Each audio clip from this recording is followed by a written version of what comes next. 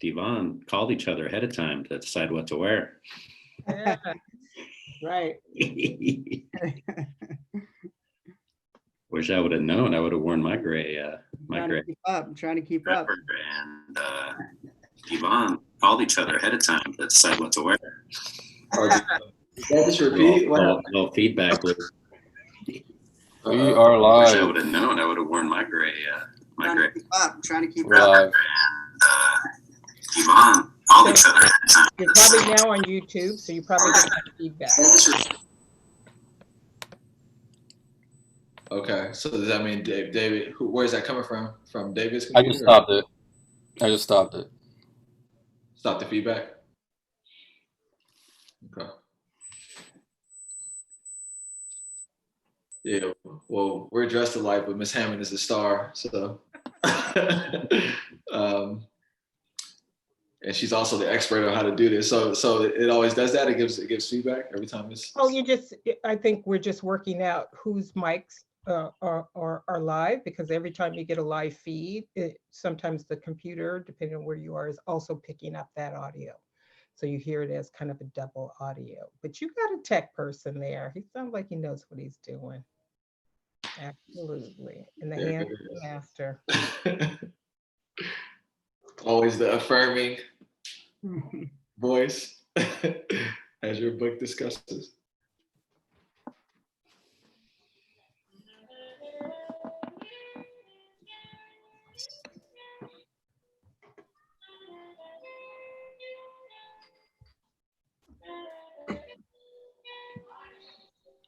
So to all the attendees, we're going to get started in about 4 minutes.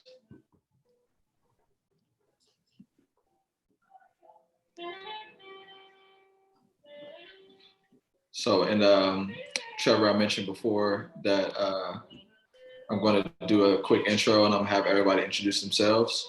Miranda's going to go first, and then Shawn, and then you. Then I'm going to introduce Zaretta, and we'll get started. That's good.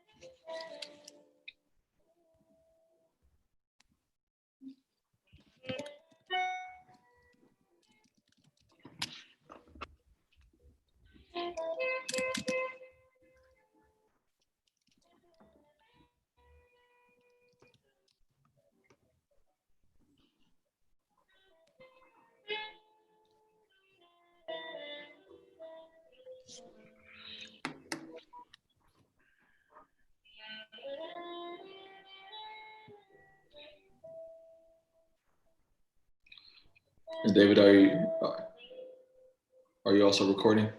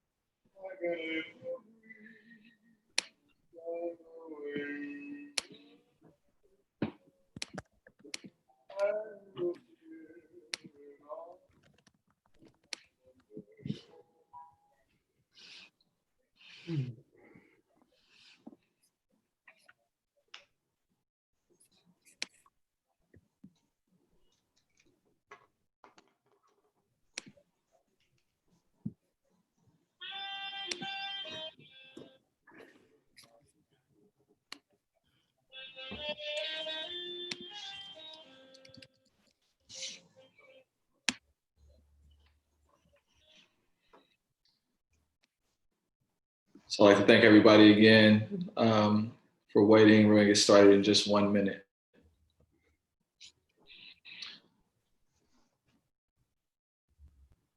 I see that People are gathering in the chat. I see you, Miss Franklin. How you doing? Miss Manning from Carver. It's good to see you. Brianna.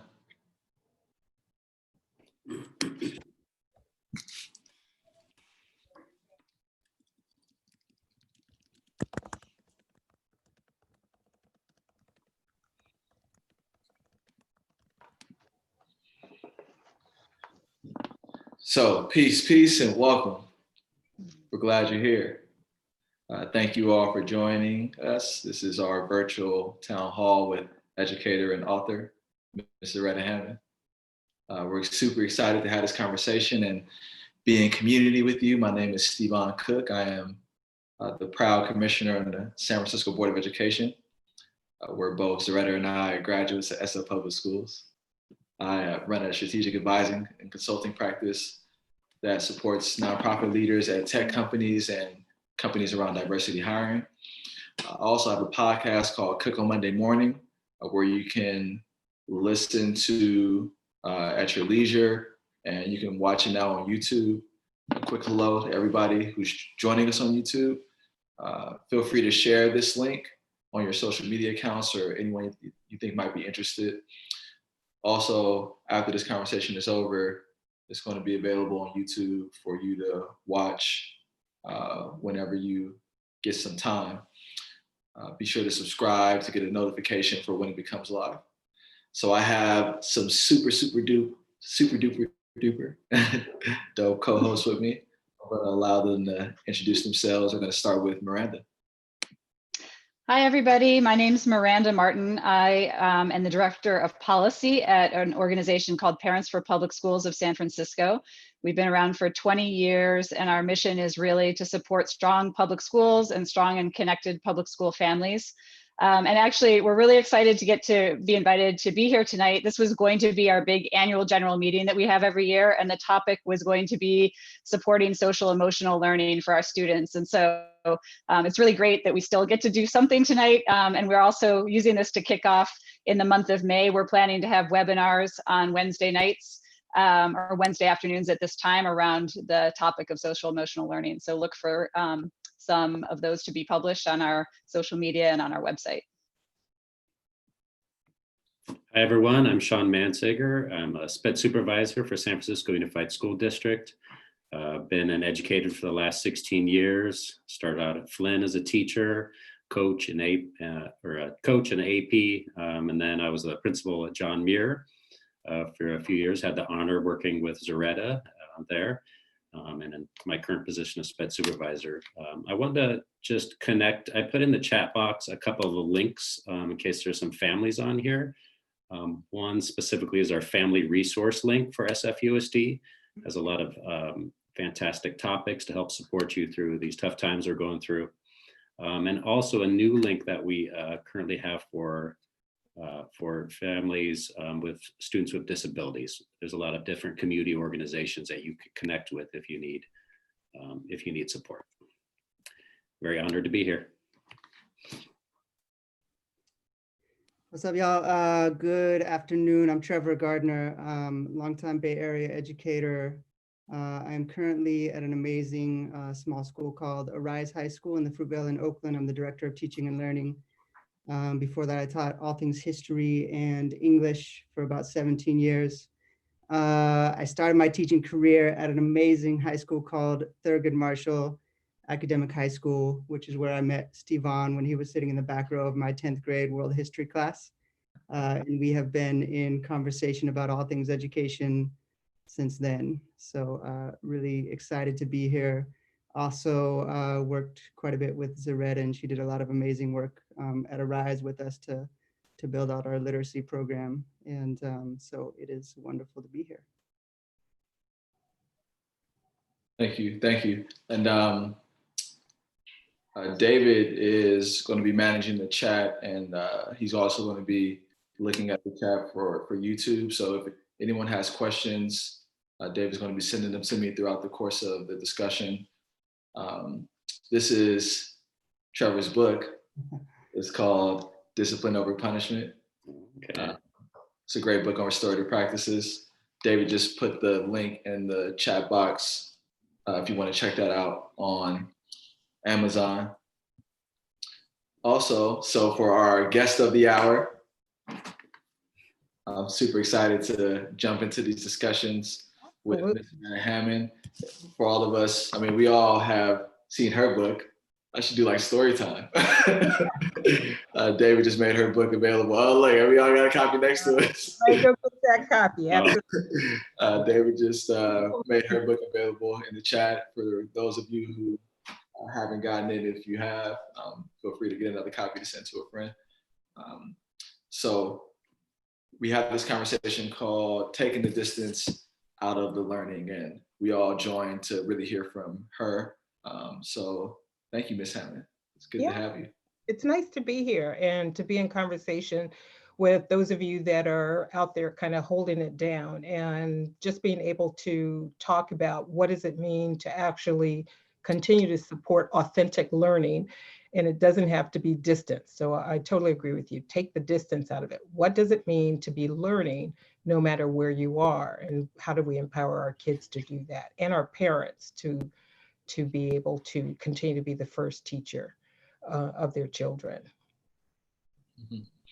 So generally, what are some of the main things you're seeing in your conversations with educators as everyone's adjusting to shelter in place? Yeah, there are a couple of things, a couple of trends in the conversation. So one of the trends has to do with the digital divide. So everyone's talking about internet access and who doesn't have it, who has it, and that's the equity, crack we see in the system. The other, I think I hear a lot of discussion around has to do with relationships, right? And so relationships with kids, how do we maintain those relationships with parents? And some of that conversation is like, oh snap, there's no relationship with that parent, and now I actually need one. So, this is really uncovering a lot of kind of the equity issues we knew were always there. I'll tell you one thing I'm not hearing a lot of conversation around, which I wish were happening, and that is talking about empowering the student. So I hear more talk around compliance, getting the packet to the students. How do we get the stuff to the students? Are the students going to be on the Zoom for the full hours? How are we going to grade? So all that conversation is going, but we haven't paused to take a breath to really talk about how do we empower students to continue to be their natural selves as learners? Because all brains learn, all kids learn, no matter where they are in the grade level. The brain is a learning machine. And so how do we start to talk about helping kids kind of reclaim that natural learning ability? All learning doesn't happen in school. So we don't necessarily center a lot of this conversation around the student, helping the student level up their learning game. Instead, it's still a lot of compliance conversation. The issue around wellness and social emotional wellness for parents and for teachers, because here's the rub, a lot of teachers are also parents. And so you can't be teaching your kids and be on the Zoom leading the thing. And so everybody's just stretched, right? So there's so much about what's not happening. And I really am trying to encourage people to really think about, okay, what are the possibilities? Crisis brings opportunity. And what are the opportunities that this is where, yes, we can all lament what's going wrong, but there's also a way to look at this with fresh eyes. So that's kind of the place where I've been coming from in terms of supporting both teachers and parents. Okay. Yeah, and throughout the discussion, any other co-hosts want to jump in to ask a question, feel free. In your book, you talk a lot about dependent versus independent learners and the importance of collectivism as an archetype in many cultures. How should educators be approaching this while they're sheltering in place? Well, I go back to the idea that parents are teaching their children things all the time. They may not know the jargon, but if you've taught your child to be potty trained, you know pedagogy. You just don't call it that, right? So the reality is this is where parents and teachers can reclaim that relationship in the service of helping kids. Struggling kids, that's what I talk about as dependent learners, kids who are not at grade level yet for a variety of reasons. They're the ones I'm most concerned about in terms of really being able to make sure we help them not lose ground. So where does collectivism come in? Culture has to be used as a cognitive scaffold. There are cultural collectivist ways of learning. We don't have time to go into them, but one of the things on the recent webinars I did was to really talk about what are culturally responsive design principles, so that when teachers are putting together lessons that they can hand over to parents, parents would see some familiarity, maybe not in the content, but how the learning actually goes. Like, oh, I do that already, right? So in collectivist cultures, we do a lot of learning by doing through apprenticeship. So you know, get the children in there. You're going to chop the vegetables. You know, let's learn while we're cooking, so that they are that opportunity to talk to the student during that cooking. So it's not just here's another chore, but it's a collective practice in which that information is being handed down. That new learning, that corrective feedback is being accomplished, right? So this is where parents and teachers need to be in relationship, so that teachers can design it, and parents, like, I naturally do that. I can actually support kids in their continued learning. Yeah, I'm glad you brought up parents, because the next part of the conversation, I wanted to kind of tap into that. Because as I was reading your book, I know the audience, as you mentioned in the book, is focused on like instructors, instructor leaders. And now everyone at some level is doing some homeschooling, and they have to now be more facilitators in their child's learning. And so we would never say that a parent isn't being culturally responsive, but they may not feel empowered or prepared to be facilitators of like formal learning that happens in the classroom. So Go ahead. No, you want to jump in? Go ahead, Ms. You know, there's so much in that, right? So much goodness, because here's the thing about it.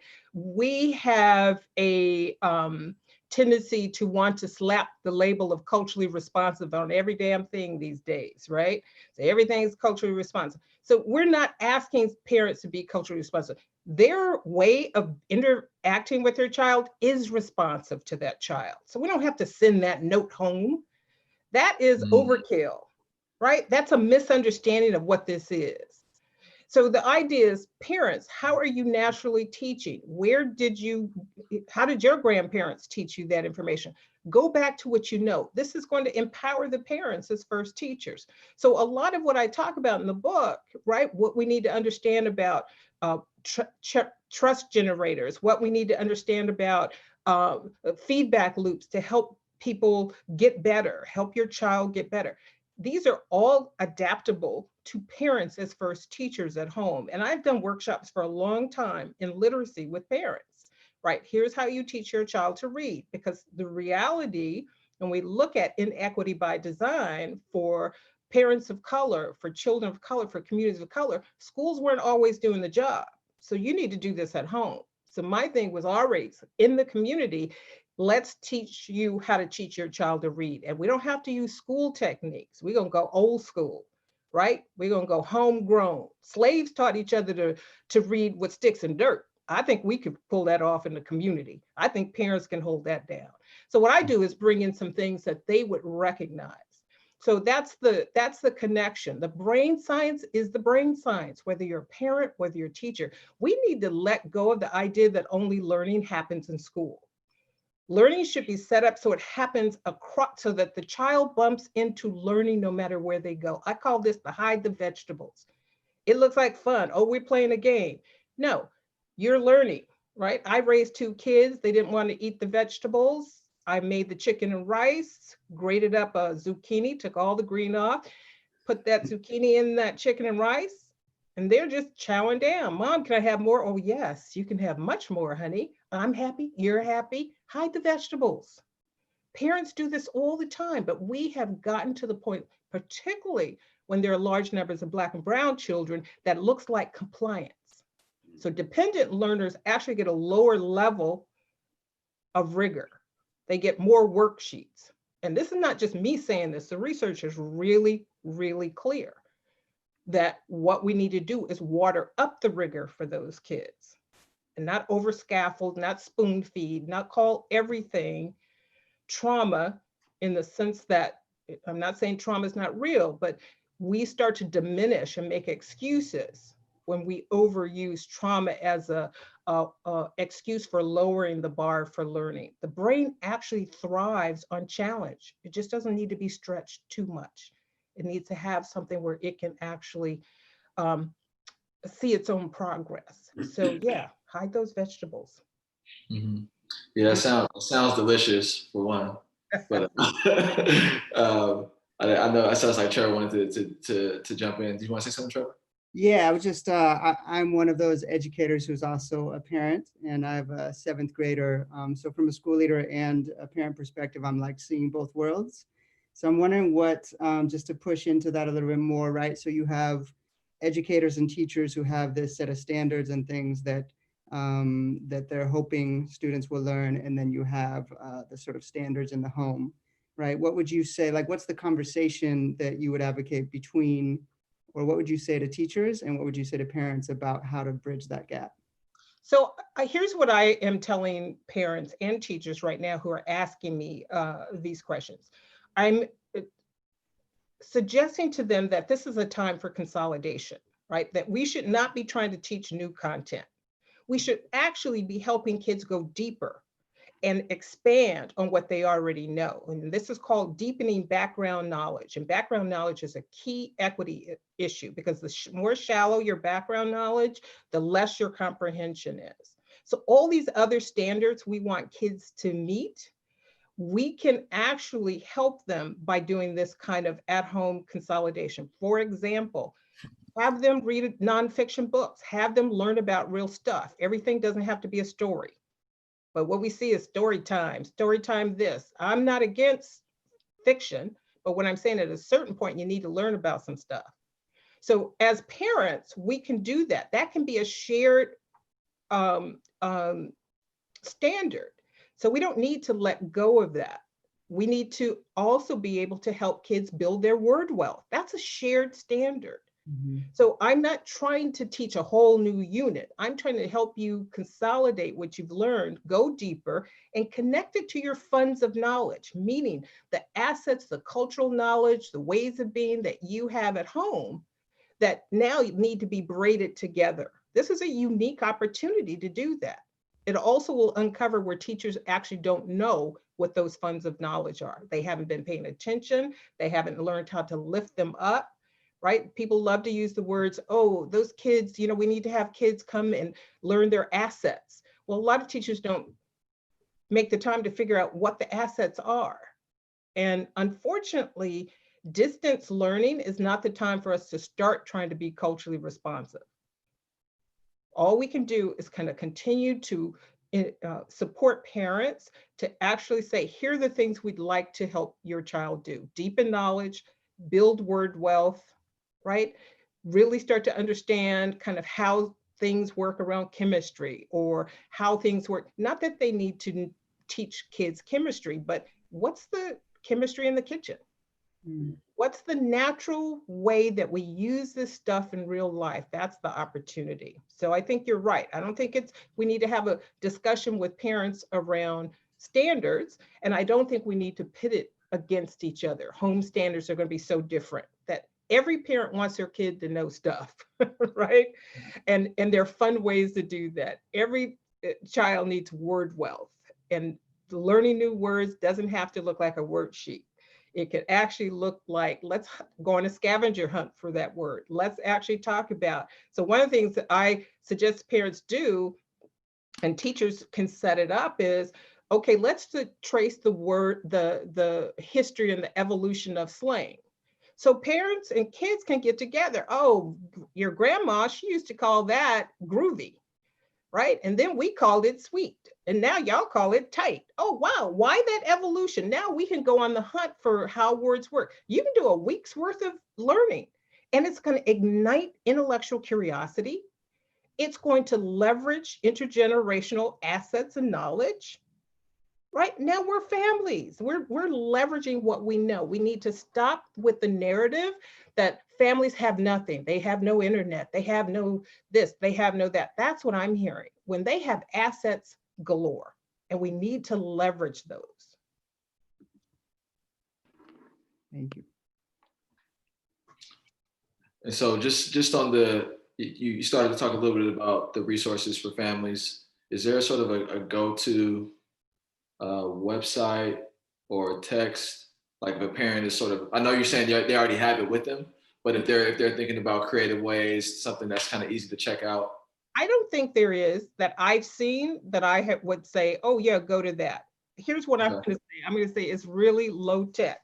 So get some mazes, right? These are those old school mazes. This is a dinosaur and the maze for young children. You could print these out.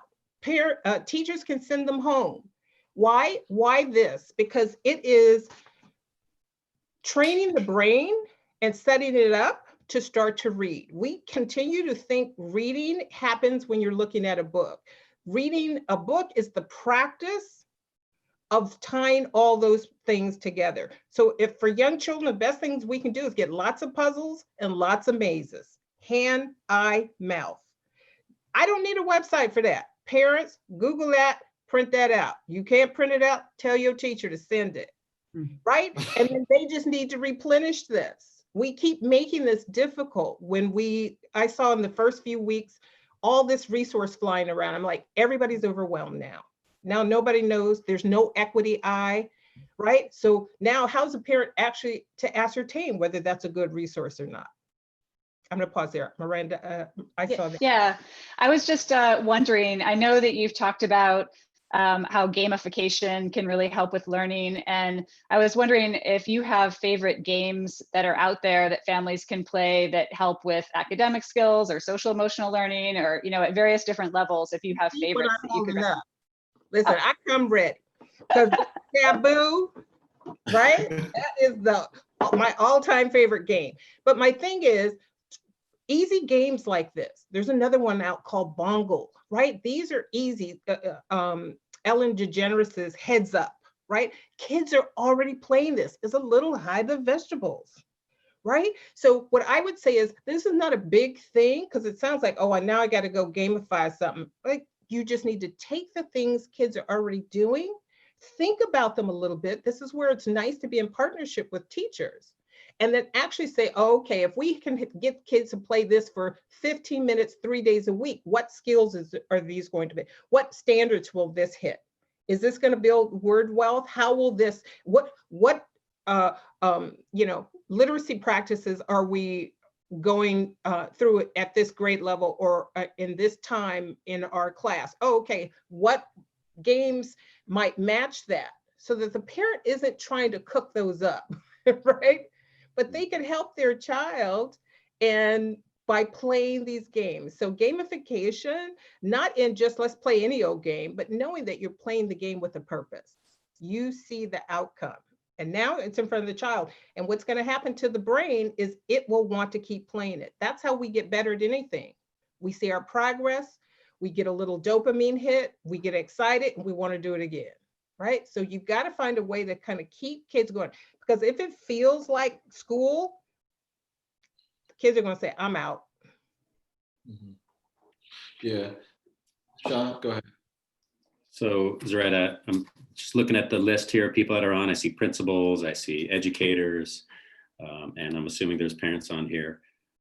We know that a lot of our teachers who have been veterans are kind of thrown into a space now where they feel like new teachers again with this online learning. And, you know, thinking of your Ready for Rigor framework around culturally aware and being culturally aware, learning partnerships, brain science, you know, making sure that we're a community of learners. What are a couple of just big little tidbits of advice that we can give our educators to really build that, and the families on here to create that bond? So I think there are a couple of things in terms of what creates a bond. So what creates a bond, here, I'll say it this way. Competence is a trust builder. Nobody goes to a restaurant that is like not serving you, the food doesn't taste good. Nobody comes back to that. Same thing with dry cleaners. If you pick it up and it's more wrinkly than when you you're not going back to that place. You'll be nice, you'll leave, and then you're gonna put something on Yelp, like, don't go there, right? So the same thing is true when we are interacting with parents, and when parents and teachers are interacting with students. You're going to have to give them that allows them to see the student to see their own progress. So the bonding has to be around not kind of how do we get the kids to work, but how do we actually create an environment that allows them to be intellectually curious. And so being able to think about where you are, and is it that you need to actually figure out how do you build trust across distance? One of the things you can do when a team is apart, right? The class is apart, is to have a credo or a manifesto or a poem that everyone reads in unison online. We know that gets the oxytocin flowing. So there are things that we can do if learning partnerships is what you want to do. Information processing, teachers can be putting inquiry kits together, right? We all get those subscription boxes that once a month, all this new stuff comes. Well, you could be putting those together for your students that are in the upper elementary or middle school, that fires up their curiosity and that keeps them busy for 2 weeks at a time and helps it, something that they can do with the parents. So the degree to which you can't do everything, you're gonna have to pick your smallest but most high leverage things that you can do and then let go of the rest. It's not going to look like school. It's not going to feel like school. But if we can deepen background knowledge, build word wealth, right? Get kids to actually chew through investigation, then they are going to continue to be exercising their learning muscles. And again, these are not unfamiliar to parents. Parents just don't talk about them in the same way that teachers talk about them. Principals, same thing. How are you helping your team to kind of lower the emotional stress by thinking they've got to continue to hit these same marks as when they were in the classroom? Well, I've got to deliver this unit and I've got to be at this point. And like all pacing guides are out the window now. So now we're reconfiguring and reconsolidating around a few small, high leverage, research-based science of learning types of things. Yeah, I love how in your book you give a breakdown of the different aspects of the brain. You sort of talk about, you tap into, what's being activated and what's not, and how fear is playing out. This is obviously a time where everyone has gone through some fear, and kids who have a ton of energy are actually being stayed inside all day.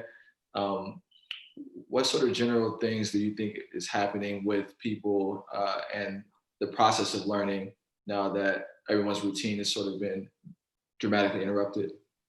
I think this is the time where we have to acknowledge that trauma is real, and trauma doesn't have to be traumatic. It could be any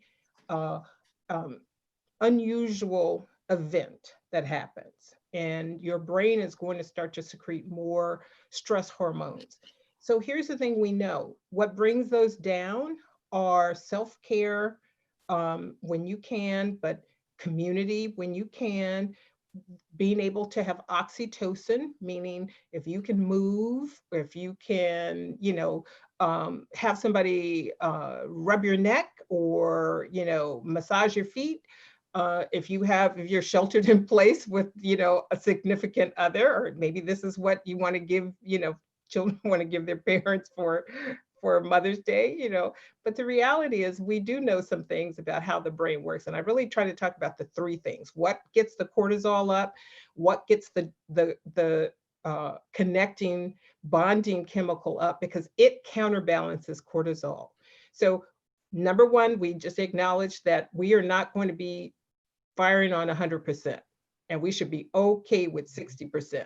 There are going to be waves of emotion, and we should be okay with our waves of emotion. So parents need to be able to make space for that so that they can be available for their children, because their children won't have labels for that. And we know if you can't label an emotion, it actually sticks in the body. That's where trauma comes from. But when you can name it, talk about it, release it. Coloring books are really good for this, right? So coloring books while you're talking about things, right? We should be having social emotional kits coming from schools. Color together, talk while you're coloring, right? These are easy ways that we release emotion, right? This is back to collectivist practices, singing together, cycling up. If you go on YouTube, you see a lot of gospel singers are sheltered in place, but they're singing together. Why? Because collectivist practices across all collectivist cultures, that kind of thing releases oxytocin, even if you are not physically in the same space with people. So go back to the things we know work and be able to kind of help people have that social emotional kit. When you need to, this is what you can go to, right? It's like a little menu of social emotional self-care tactics so that parents are ready and positioned to actually be available for their children. So I have a question here from the chat from Megan. How do we change the educator mindset of education based on standards to education based on student interest and assets? You know, like I said, crisis brings opportunity. That question has been going around for a long time. Now we see how critical it is, and we are being forced to give up standards. What's going to cause a lot of stress for teachers is I'm trying to hang on to the old way. I'm trying to hang on to I need to meet this. You're not going to meet it. So now the opportunity is opening up for us to rethink. Okay, I can't keep that moving forward, but what can I start to think? And the challenge will be when we get back into schools, will we remember? So her question is going to become very relevant. It's not relevant now because we can't have those conversations, right? Either you paved the way as a principal or you haven't. You get to really see whatever work you've invested in. Is it holding up in your teacher adult community? Is it holding up in the relationships that you've had with parents? We get to see a lot, and you should be mapping it.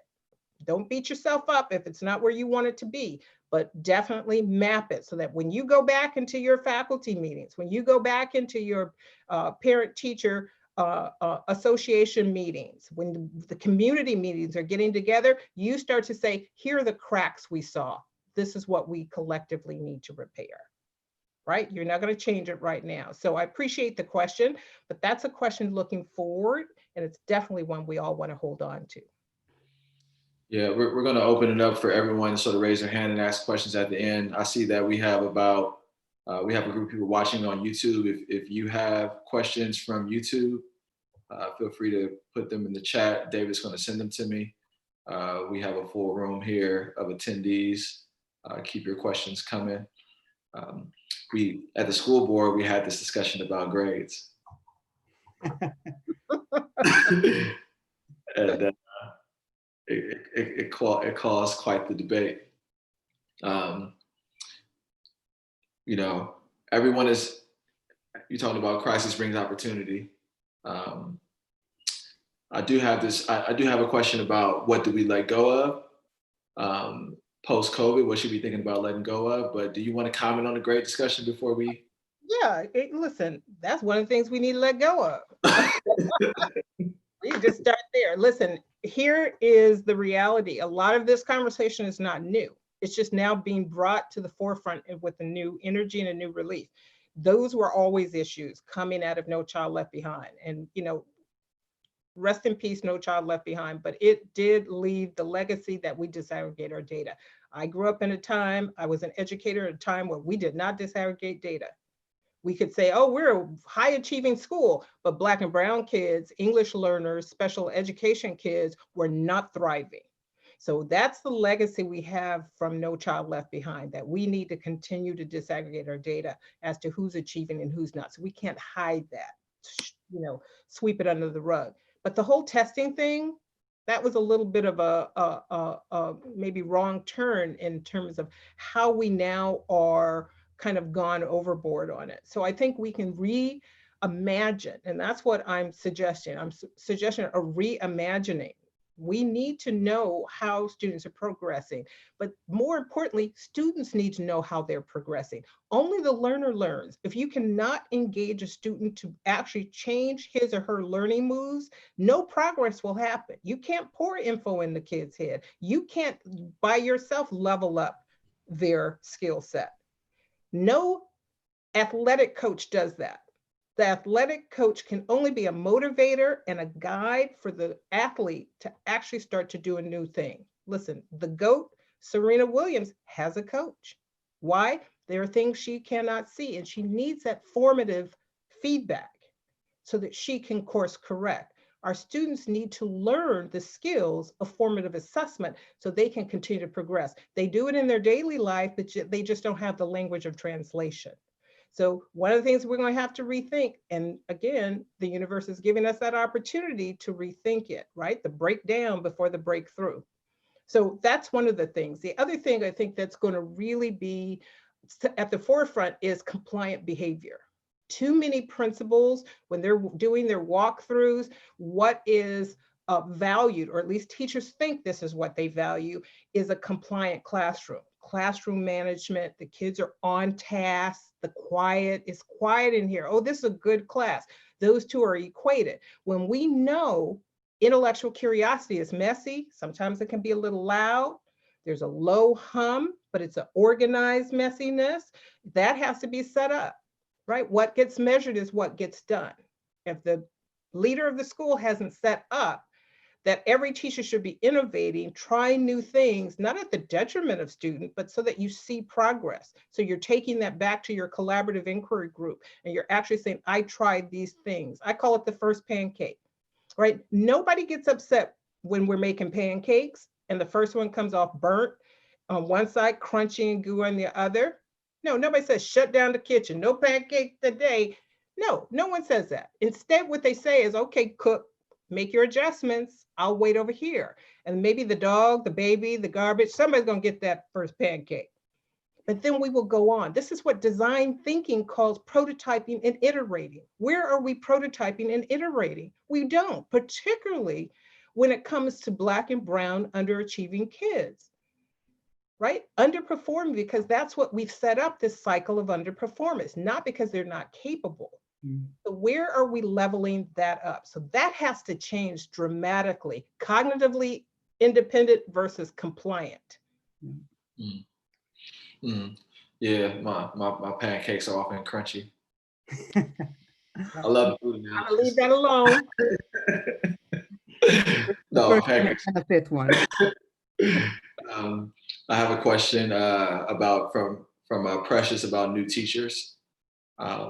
Someone who's in their first year teaching. You talked a lot about this, I think, already, letting go of the pacing and curriculum. How should a new teacher right now, which they're often struggling, thinking about being culturally responsive? Here's the thing. I think I don't use the term culturally responsive, despite the fact that that's what my book is titled, because there are those 4 key pillars. When people say that, I don't know what part they're talking about. And there becomes the problem. So what I would say to a new teacher is look to see where are the strengths. Where do you feel like, okay, I'm connecting with my kid, or I don't have that together, or I'm not helping them chew on that. So cultural responsiveness is a turbocharge to your subjects. It's not a subject. It's not, I'm going to be or not be. All instruction is culturally responsive. The question always is, to whose culture is it responding? So do you know your student? Do you know what schema or funds of knowledge they have? How do you actually start to do that so you can be responsive? Do you understand collectivist learning principles so that you can leverage that? Culture as a cognitive scaffold to help students chew. So I think for the new teacher, the idea is dial it down before you dial it up. Like any novice, what are the core things that you need to get right? Wax on, wax off, right? We're gonna channel the Karate Kid, because new teachers need to, like, all I need to do is make sure I'm having a connection with my students. I need to get them chewing. I need to make sure I can get intellectual curiosity going. If you just focus on that, then you're going to be in the position to continue to build on your practice. But this idea that I've got to be culturally responsive, well, what part? Is it the learning partnership?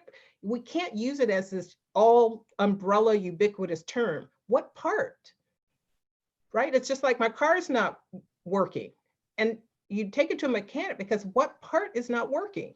You're just telling him your car doesn't work. He's got to figure out, Is it something with the engine? Is it something, under the hood?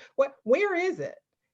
So that's what I would give them. Dial it down, relax a little bit, start to think about kind of your own learning apprenticeship in the kind of pillars of getting kids to stay on task, on track, feeling connected.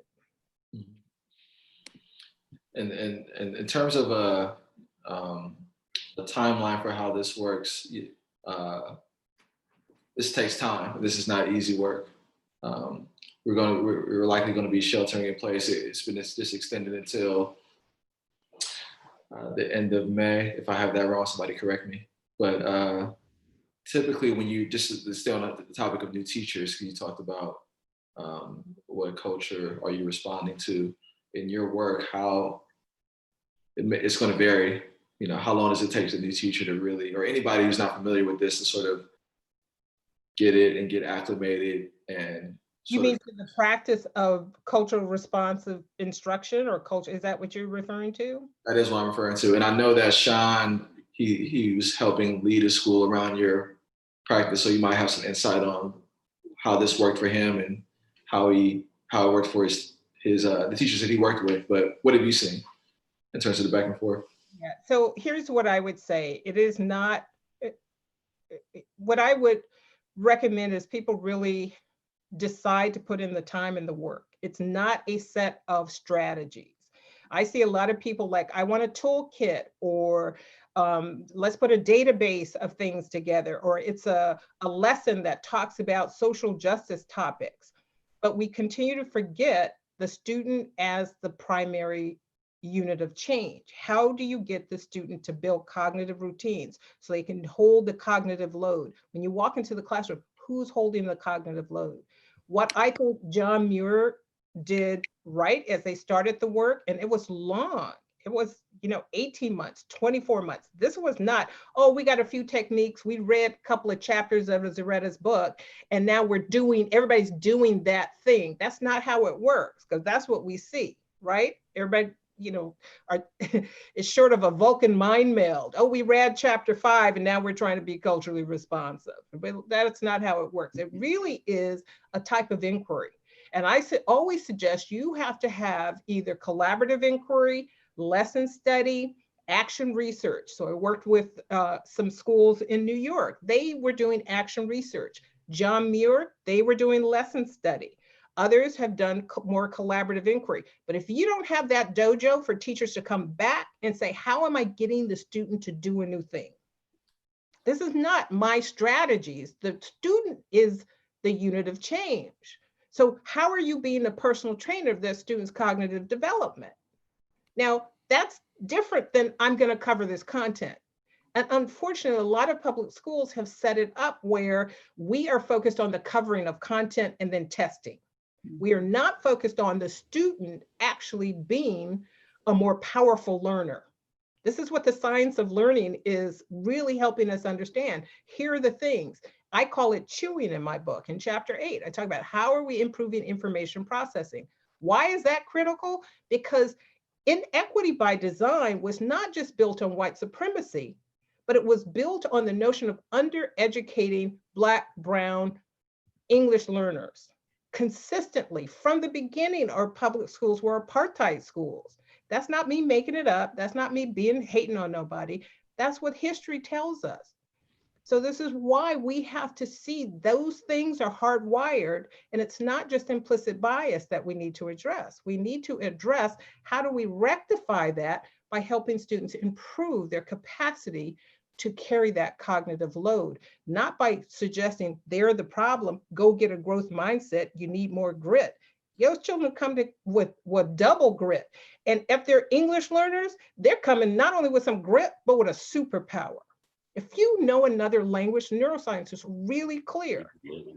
You may as well have a superpower. But that's not the way we talk about that, either with parents. We have a deficit ideology, and we keep talking about that as a deficit, unless it's French or German or some other thing you talk in. Don't let it be Spanish, right? Don't let it be some other melanated language. And we know this to be the truth. So how we start to think about that differently becomes really, really an important part of how we're going to change and reimagine when we go forward. Go ahead, Trevor. Right on. Thank you, Zaretta. I love that idea, that concept of the superpowers, because they definitely have so many of them. They do. I'm thinking of this like this practice of differentiation and how challenging it is in the classroom, right? And a lot of the conversations I'm listening to and a part of kind of universalize student experience, right? As though there's one student experience in every home, or at least one student experience for certain categories of students, right? And so, you know, and now we're laying on, you know, students who are now taking on extra hours in their job because mom lost her job, or students who are homeschooling their own siblings or things like that, right? And so the need to support and meet so many different experiences of where they're at. So what would you say to teachers to do what they can? I mean, I know you've answered this sort of already, that the learning is happening in the home, but thinking of a teacher's perspective who are trying to layer on and support their students, what would you say to them? Yeah, I would say again, I think this is where you have to get the support of your school leader. You want to dial it back. Mm-hmm. Right? Deepen background knowledge, build word wealth, and build practical learning skills, right? So this differentiation, this is where kids actually can have some choice. This is where it doesn't matter what time you work. It's when you're able, you can actually start to do that. You can do it as part of your work, right? But here's the thing I think you've lifted up, Trevor. We don't have a lot of imagination in public education as to how to do school or what school looks like, right? There are other methodologies, Waldorf, you can look at Montessori, you can look at unschooling. There are a lot of other approaches and pedagogies that are much more flexible, much more student directed. So part of what we have to understand, and this is what parents do all the time, they watch their children. You can kid watch. Oh, that one likes, and so now I'm going to get more of that connected to how do we help kids level up? Okay, nobody wants to do hard things. So this is what we know about the science of learning. But this idea of deepening knowledge, right? Here's the topic. Pick where your interests lie within that topic. And if we're not trying to grade, all we should be doing is checking progress, right? Did you learn some things? One of the things that I suggested in one of my webinars is ask the student to actually, you got to give the brain a directive. So it's not just learning stuff to learn stuff. It's like learning, and now you're going to actually start to see out in the world where that applies, right? So I used to think, but now I think is a thinking routine where the students actually think about, oh, okay, that's how this is different. I used to think this was, but now it is. So if that's the reframe, we always come back to that as a thinking routine. We always come back to it. Then the teacher's not constantly trying to differentiate for 30 kids because that feels overwhelming versus I'm going to ask every child this thinking routine. And what I want to see is that the child is progressing in their understanding. They're making greater connections across, right? So we should be actually looking at what does it mean to build learning muscles? What does it mean to build connection? So schema building, background knowledge deepening. It's not just, oh, here are just ridiculously useless facts. It is about braiding together. What did you braid together? How is that the same or different? Where do you see that happening or not? Then what happens is we reduce what feels like the overload to actually teach all these different ways or on all these different contexts. Yeah. I want to send a quick shout out to everybody again that's joining us on in the webinar and on YouTube. We're going to open it up right now. After one more question to audience questions, I think we have a raise hand feature for people that are attendees. Why don't you check it out? Do we have that enabled, David? Thumbs up. I see. Oh, I see it. All right, so I'm going to read this one. I'll take it live. And it says, what are your thoughts on having high school students engage in student-directed projects to support and connect with the community? making care kits for shelters, reading to local students, leading discussion community care groups with their friends. What needs to happen to make this truly culturally responsive? Anonymous attendee. Okay, anonymous attendee, great question. But here's what I would say. Let's just let go of the culturally responsive piece. We keep trying to fit that in. You have to give learning a meaning. So kids can go out and do activities, but for what purpose? So you got to give the brain a directive, right? You could actually have kids do an inquiry, right? Do we see more traction? What are you seeing out in the community? What's the goal of this discussion? Are you increasing your facilitation skills? So all these things are the things that we would give to those projects. The projects actually have to help the brain learn, do something different, not just be of service. Now, I'm not saying being of service is not enough, but if we want it to actually be an inquiry, if we actually want it to be, it could be participatory research. So they could facilitate a group, but they're also tracking kind of what they're hearing. You could do polls, you could do, so there are a variety of things. But my point to you is we can let go of what needs to be culturally responsive at this point and just start with the responsive. We had a question from YouTube. You might have addressed part of this already, but how should we be rethinking? How should we be rethinking how we set up our classroom and classroom environments when we return in the fall? Absolutely. I think we can learn a lot from maker education. So I want to give a big shout out to Agency by Design Oakland, who is channeling a lot of the stuff out of Project Zero out of Harvard. These are the folks who talk about thinking routines and how do we get kids to leverage their natural thinking, right? And so maker spaces, that's the idea that kids learn to take things apart and put them together, but they're using routines like purpose, parts, and complexities, so that as they're taking things apart, they're asking a series of questions. So they get smarter about the higher level cognitive processes that go into making things or taking things apart. I do a lot of work in Alaska. Their cultural orientation is to the land. So place-based, land-based curriculum and content is really an important piece. So part of that is, all right, so we're gonna learn salmon is kind of the fish that every child learns to catch and prepare. So let's start with anatomy there. So how are you using the natural environment of the child, no matter where they are? Because again, if your deficit ideology is, oh, that's an inner city and there's nothing, then you need to check yourself before you wreck yourself. Because everybody has assets. Everybody has funds of knowledge. So listen to the way you talk about this in terms of being able to actually think about how we leverage that. Zaretta, so when I first started teaching, we were basically doing just straight direct instruction using Houghton Mifflin, having kids all read together. It was not very productive for our kids. Now I see a trend to doing more project-based learning, but I also hear you saying like we need to balance and making sure we're giving kids background knowledge, we're building the vocabulary wealth. What is your recommendation on how to balance those two? So the reality is they should be integrated. So project-based learning can be very powerful, right? Because it's learning by doing. But if you don't give a directive, meaning in the midst of a project, I should actually have word consciousness.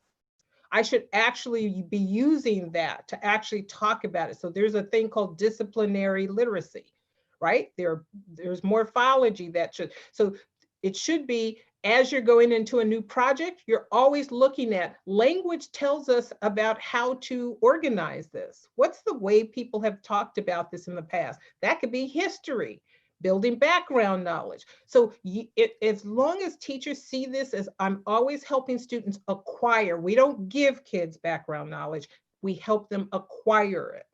So we are always attentive to helping kids acquire background knowledge, build word wealth, because again, only the learner learns, All you can do is prepare the meal and hope they want to nibble at it, right? So project-based learning is just that. It's not the teacher and how you set it up. Is it enticing enough to the student's brain that they don't want to stop when it's recess? And if they want to stop before recess, you need to go back and rethink it, because then you're going to move into compliance. Nobody's going to go out until we finish. Oh, like if you hear that coming out of somebody's mouth, we're on the wrong track. So the idea is that we don't have to struggle to figure out how to balance or layer them. They are already naturally integrated. We just need to see. Language controls everything. Every discipline has its own language. What are the words? What are the prefixes? What are the suffixes? What's a word consciousness when you go into studying architecture that you need to be aware of? What's a specialized language that's in history, right? What's the difference between the way we use is in English literature and the way we use it in math? Or even equal, because that's disciplinary literacy. So every project should be building the student's capacity, and it might take them down a rabbit hole of interest. Oh, wow, I really like studying about words, or I really enjoy that. So now the student's natural curiosity is going to extend beyond the school. We cannot close achievement gaps if students are not motivated to do learning on their own when they are at home. And I don't mean completing homework, skip that homework. Right, parents? Okay, did I just say that on camera?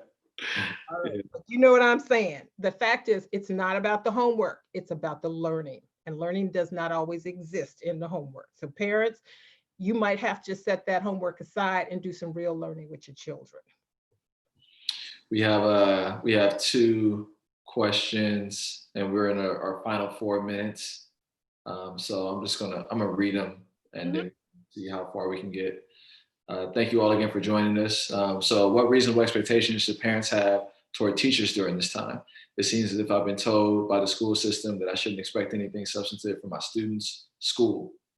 How can I work collaboratively with my student's teacher when her availability is incredibly limited?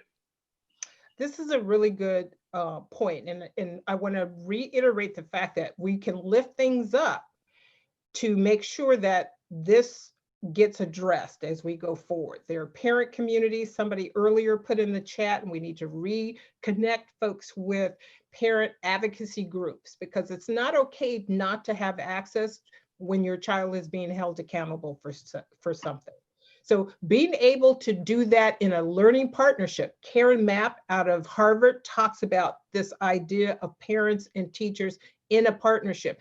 It may underscore that that's work you need to do in the future once we're back in school. In the moment, then the parent has a reasonable expectation. If that person is not, and here's what I'm going to say to all parents, if that teacher is not responding to you, you are not, there is no need to worry about trying to cover that packet. You need to teach your child whatever you need to, practical life experiences. You can teach them. This is how I remember my mother teaching me how to make 4 corners on a bed. There are lots of things that we can do as parents where our child will not lose learning time.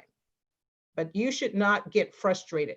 This is about maintaining your sanity and your emotional stability in the service of being available to your children. If that's causing you stress, let it go. Be like Frozen, let it go. So our final question, then I'll do some quick announcements so people can sort of stay connected to you and other people on the panel. Please help my thinking. I'm an educator who had good relationships with parents when we were in in-person classes. Now that we pivoted to online platforms, families have stopped responding to me. I don't want to impose and keep bugging parents, but this disconnect is hard for me. This is a great question. It's one I've gotten a lot. I think this is also underscoring kind of the collectivism. Part of what happens too often is when we as educators reach out to parents, we're telling them something. So now parents have come to expect, we've conditioned them that if I'm calling you to tell you something. You need to do this. This is not happening. Parents are just trying to get it together. You need to reach out to them and say, how are you? Collectivist culture, the first 5 minutes is always about how you doing. Whether we're breaking bread together or just chatting it up. Why? Because that gets the oxytocin high. So about, you need 3 opportunities to reach out, give emotional support before you're going to ask anything of that parent. Is that what you're doing? That's a shift for us because we feel like we have so much information to give them. But we have to remember the process of being culturally congruent is in a collectivist way, we first attend to our social emotional. If you don't do that, there's no space for me to hear you tell me about a packet. I'm not listening. So we reached the top of the hour, and I just really want to appreciate you, Ms. Hammond, for taking the time. Thank you to the people on the panel for helping me prepare and to do all the outreach. If folks in the attendee space can just tell Ms. Hammond Zaretta how much we appreciate her. I see all the love coming in. Keep the love pouring in. If you haven't gotten her book, Cultural Responsibility, she'd asked me to do this. I just feel like I should. Cultural Responsibility. It ain't about that book. It's about us being with our children. What's right? that? I said, it is not about that book. I'd love for people to get it, but it really is about us being there for our children, straight up. Mm-hmm. Yeah, and you constantly reiterated that, and I know that's what you're committed to. So, and that's why you decided to do this with us, and I appreciate it. I appreciate you too. Absolutely. The continued love coming in. This is Trevor's book, Discipline Over Punishment, for people that wanted to implement some real restorative practice work. I don't have a book. I just talk to people. I appreciate you for that. But if you want to share this discussion with your colleagues, you can find it on my YouTube channel. It's called Cook on Monday Morning. To make sure you get that notification, hit the subscribe button. There's a bunch of other interviews with people that are building interesting things there. So you can stay connected to through that if that's information or a resource for you. You know, I'm also elected in this city, so if you want to complain about something, you can send me an email, stevon@stevoncook.com. This is my last year on the school board. So if you want to get something done, now's the time to tell me. Don't hold back. Reach out to us, or reach out to me if you feel the need to. Ms. Hammond, how can they get a hold of you if they want to follow up? You know, they can follow me on Twitter, you know, at Ready for Rigor. Trying to level up my IG game. So that's at CRT in the Brain. CRTinthebrain.com is my website, and I did 2 webinars, and I'm providing those as professional development for coaches and other folks that are doing some trainings for teachers. They've reached out for me, so I've made those available. So if you want to, you can hit me up there. But you know, I'm around. We're in this together. There it is. Anybody want to say anything else before we close out? Well, let's give her Miss Hammond a round of applause. Thank you. So thank you all for joining us, and hopefully we can keep doing more of these. Thank you again, Ms. Hammond. You're welcome. All right. Good night. Good night. Thank you. Good night, everybody. Good night. Thanks so much. It's amazing.